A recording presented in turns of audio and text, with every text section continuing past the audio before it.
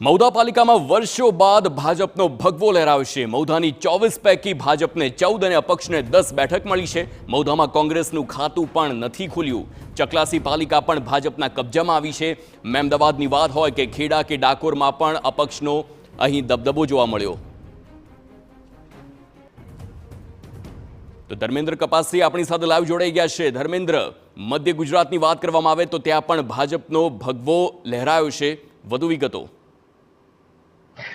વાત કરવામાં આવે મધ્ય ગુજરાતની સર્વપ્રથમ આણંદ બેઠકની તો આણંદ જિલ્લાની બોરિયાવી, ઓડ અને આંકલાવ નગરપાલિકાની ચૂંટણી યોજાઈ હતી, સામાન્ય ચૂંટણી, જેમાં બોરિયાવી અને ઓડ નગરપાલિકા પર બીજેપીનો વિજય થયો છે, જ્યારે આંકલાવ બેઠક પર અપક્ષો સત્તા સ્થાને બિરાજમાન થશે। હવે ખેડા જિલ્લાની વાત કરવામાં આવે તો ખેડા જિલ્લાના મૌધા, ડાકોર, ખેડા, ચકલાસી અને મહેમદાવાદ 5 નગરપાલિકાઓની સામાન્ય ચૂંટણી યોજાઈ હતી, જેમાંથી મૌધા, ચકલાસી અને મહેમદાવાદમાં બીજેપીનું શાસન આવ્યું છે, જ્યારે ડાકોર અને ખેડા બેઠક કે જ્યાં 14 લોકો વિજેતા બનતા હવે કયા પક્ષને સત્તા સ્થાને બિરાજમાન થશે તે જોવાનું રહેશે। તરજોડની રાજનીતિ પણ દેખાશે।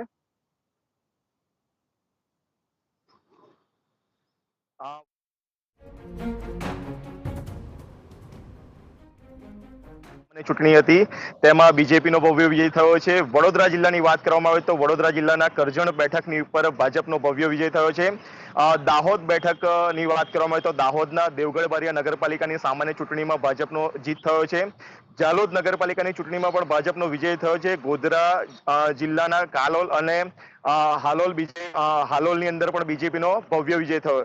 સૌથી રસપ્રદ બેઠક રહી છે છોટાઉદેપુરની, કારણ કે છોટાઉદેપુરની અંદર જે 28 બેઠકોની ઉપર વોટિંગ થયું હતું, જેમાં ભાજપને 8 બેઠક મળી છે, સમાજવાદી પાર્ટીને 6 બેઠક મળી છે, બસપાને 4 બેઠક મળી છે, કોંગ્રેસને 1 બેઠક મળી છે, અપક્ષને 5 અને ગુજરાત સર્વ સમાજ પાર્ટીને 4 બેઠક મળી છે। એટલે કોણ સત્તા સ્થાને બિરાજમાન થશે તે સૌથી મહત્વનો પ્રશ્ન છે। અનિર્ણિત પરિણામો મળ્યા છે, પરંતુ સાથે સાથે મધ્ય ગુજરાતની વાત કરવામાં આવે તો છોટાઉદેપુર, ખેડા, ડાકોર અને આંકલાવ આ 4 બેઠકો રસપ્રદ જોવા મળી રહી છે, કારણ કે ક્યાંય આ બધી જગ્યાઓ પર ભાજપને સ્પષ્ટ બહુમતી નથી મળી રહી।